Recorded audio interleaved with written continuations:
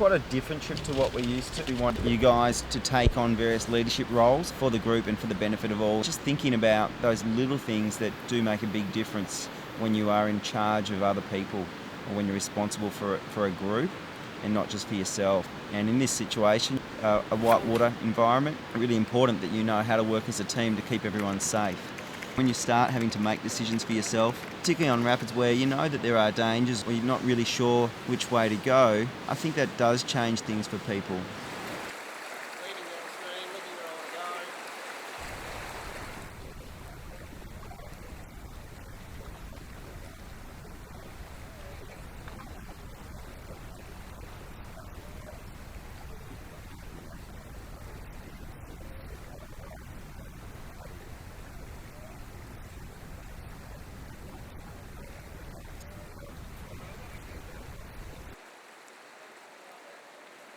So in 1980, Bob Brown, he heard that they were going to be damming the Franklin, so he got together with all the other Greens members and people like Leonard's family and Peter Dombrowski's, and they paddled the Franklin to take photos to showcase its beauty. And on the way down, they took photos of Rock Island Bend, which made most national newspapers, to sort of win people over, because going into this argument, they were the underdogs, because they were sort of going up against big corporate powers such as Hydro and the state government. And we're so lucky that it's still here today. Such an amazing setting, and it's now World Heritage listed.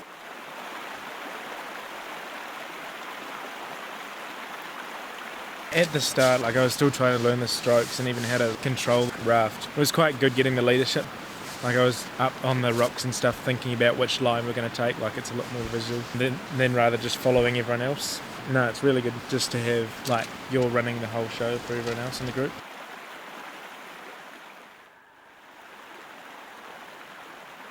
One of the things I really enjoyed about today was having to get out and scout the rapid, and actually instead of just being told go that way, actually getting to pick our line and decide what way is best for the group. I thought that was interesting, to bring it up a notch from just being brought along to actually being involved in picking the lines. Compared to the trip we did last year on the Picton, which was really sort of bureaucratic, stop here and then we'll go down and then you come down. When you have a little bit of involvement in the process and you're sort of making some of the decisions, whether you stop and check a rapid or whether you go down it straight away, it sort of forces you to be engaged with what you're doing, rather than on another trip where you sort of sit back and just be really worried about what you're doing. Scouting the rapids, a fair bit of responsibility sort of placed on you, because it's a very dynamic environment. Things go wrong very quickly. The leaders really have to be on their top game and be concentrating with everything. I found that quite hard because we've got quite a few things going on. There's lots of people on the river. You've got to be looking after yourself, because you've got to think about what you're doing, and also making sure that everybody else knows what they're doing and making sure that they're on a safe path. I really enjoyed the fact that we're using Packrafts as a mode of transport. I found it quite satisfying, sort of using it like a quite efficient mode of transport to get from A to B.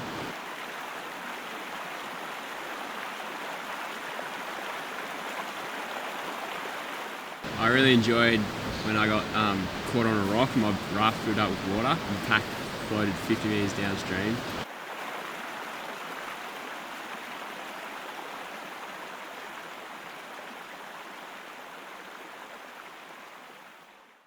We're probably at this corner here, and you've got all this rock shown here, particularly on the left.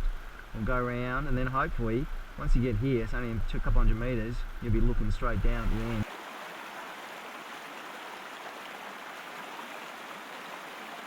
One thing I really enjoyed about today was the big drops we kind of hit on the way down.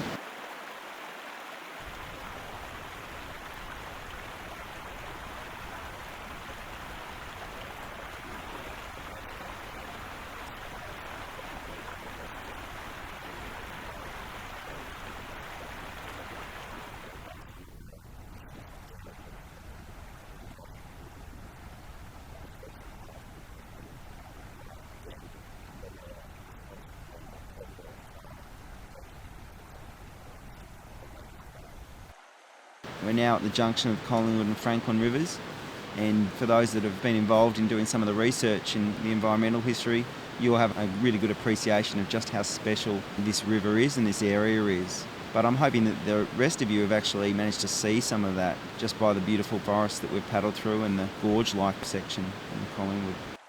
I thought the sheer cliffs and the scenery was pretty amazing. Just seeing something so different that's not in Hobart, like the wilderness, is just pretty surreal. On a river, there's no track, so depending on where you are, you're really the only evidence of anything man-made, whereas bushwalking, unless you're really remote, there's generally a fair amount of unavoidable sort of human aspects, I suppose. Looking up at stars and stuff, you sort of think a little bit about this sort of, it's like very similar to how Aborigines were seen it however many thousands of years ago, pretty much unchanged.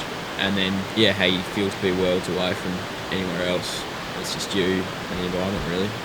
I read up in this book on the Lower Franklin, people had found these caves and they weren't really looked at until HEC wanted to dam the area, and then archaeologists, they'd completely dismissed any possibility of Aborigines being down there. They dug up 1 single square metre of the cave and they found 40,000 artefacts.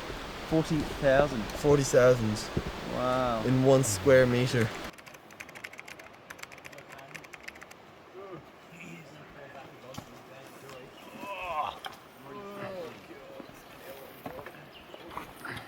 I just find it pretty great coming back 30 years after my family helped protect this river, to see it that it's not dammed and it's still running, and see that how great it is and how much they help to keep this river flowing so we get to see how beautiful and nice it is today.